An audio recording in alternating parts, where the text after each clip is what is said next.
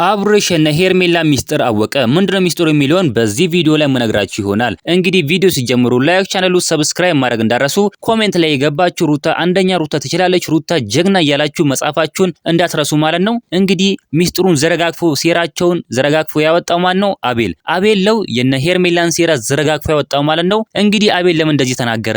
ለምን እንደዚህ አደረገ ልትሉ ትችላላችሁ። አቤል ማለት ሩታን በጣም ነው የሚወዳት፣ ሩታን በጣም ነው የሚያፈቅራት። ለዚህም ነው እንግዲህ ከነ ሄርሜላ ጋር ሆኖ አብርሽና ሩታን ለማለያየት እንደዚህ እየሰራ ያለው ማለት ነው። ይሄንን ሁሉ ርቀት ሄደው ሩታን ለማግኘት ነው። እንግዲህ ሩታ በጣም ትፈልጋለች። ሩታ ማለት በጣም ጠንካራ ቆራጥ ሴት ናት። ለዚህም እንግዲህ ፈላጊ አላት ማለት ነው። በጣም የሚገርም ነገር ነው እንግዲህ አቤል እያደረገ ያለው። እኛ ግን የምንፈልገው ሩታና አብርሃም አንድ ላይ እንዲሆኑ ነው እንጂ ሩታና አቤል አንድ ላይ እንዲሆኑ እኛ አንፈልግም። ግን እኛ የምንፈልገው ሩታና አብርሽ አንድ ላይ ሆነው ልጃቸውን ልዑልን እንዲያሳድጉ ነው የምንፈልገው እንጂ ከአቤል ጋር እንድትሆን አንፈልግም። ነገር ግን አቤል ግን አሁን እየረዳው ይገኛል ማለት ነው። እንግዲህ አቤል እና ሄርሜላን ሴራ እያወጣ ይገኛል። እና ሄርሜላን ውሸት እያወጣ ይገኛል ማለት ነው። እንግዲህ በጣም የሚገርም ነገር ነው። እውነት አቀርም እውነት አትደበቅም ማለት ነው። የሩትዬ እውነት እንዳይደበቅባት ይውጣላት እንላለን። እየወጣላትም ነው ደግሞ በጣም ደስ የሚል ነገር ነው። እንግዲህ ዛሬ ይዤላችሁ የቀረብኩት በጣም እውነት ለመናገር ከሆነ እንዴ በጣም ደስ ብሎኛል። ሩታና አብርሃም አንድ ላይ ሲሆኑ፣ ሩታና አብርሃም አንድ ላይ ሆነው ልጃቸው ሲያሳድጉ ማየት በጣም ነው ናፈቀኝ። እናንተ ምን ትላላችሁ?